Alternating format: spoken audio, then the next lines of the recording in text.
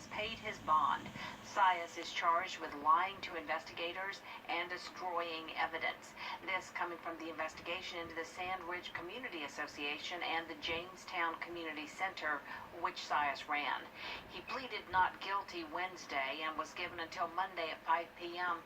to pay $5,000 of a $50,000 bond, which he paid today.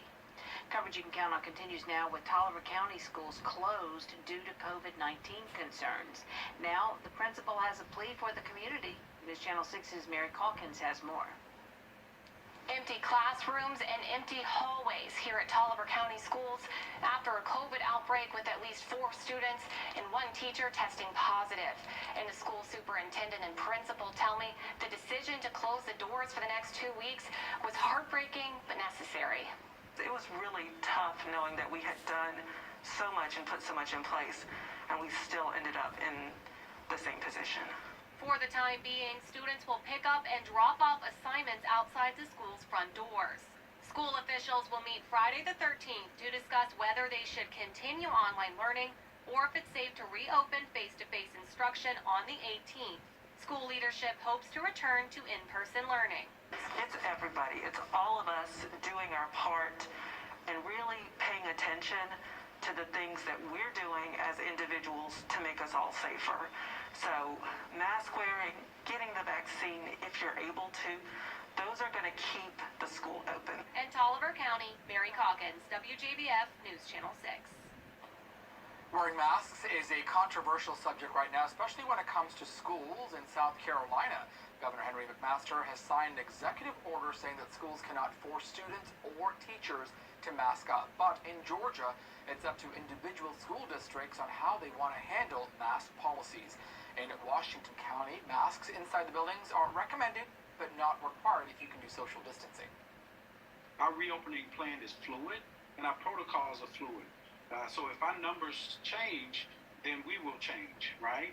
We have expressed to our community that we're not beyond going to a full mandate wearing, mask wearing mandate if we need to. Currently, we can confirm that McDuffie, Richmond, Warren, and Hancock counties have full mask wearing policies for both the bus as well as inside school buildings. The other CSRA districts in Georgia doesn't require masks on the buses, but only encourage them in schools. Small towns in South Carolina are set to get millions. A suspect in a deadly drive-by shooting is back in custody at the Aiken County Sheriff's Office. Take a look on your screen. Jeremy Nobles was arrested back on July the 27th after a high-speed chase in Houston, Texas. Nobles is now facing charges in a July the 15th shooting on Audubon Circle that claimed the life of 28-year-old Rebecca Clark, who was killed. You can soon be fined for holding up traffic on South Carolina highways. The Move Right law goes into effect August 15th. News Channel 6's Chloe Salsameda tells us what you can expect. If you're driving slowly in the left lane on South Carolina highways, you may want to think twice. You could get a ticket if you don't merge. Move over or face a fine. Beginning August 15th, drivers can be ticketed for driving too slow in the left lane. Unless you are overtaking or passing another vehicle, then you have to stay in the right lane. Troopers will be patrolling South Carolina highways, keeping an eye out for drivers holding up traffic in the left lane. It's just to prevent individuals that are traveling slower in the left lane from remaining there for too long and causing traffic congestion possibly.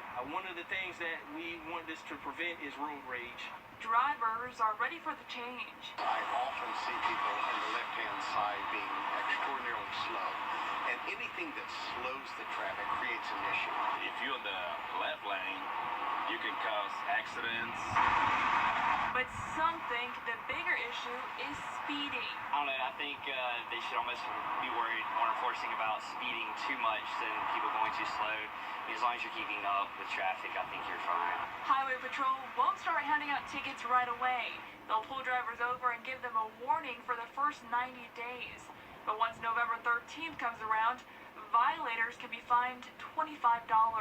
Hopefully, people will follow the law. In North Augusta, Chloe Salsameda, WJBF News Channel 6. Well, a tax-free weekend is underway in the Palmetto State. The holiday runs through Sunday, the 8th. Now here you can score some great deals on back-to-school supplies, clothes, computers. and electronics 72-hour event. The Department of Revenue reports that shoppers bought more than $18 million in tax-free items last year. Some pet owners say they're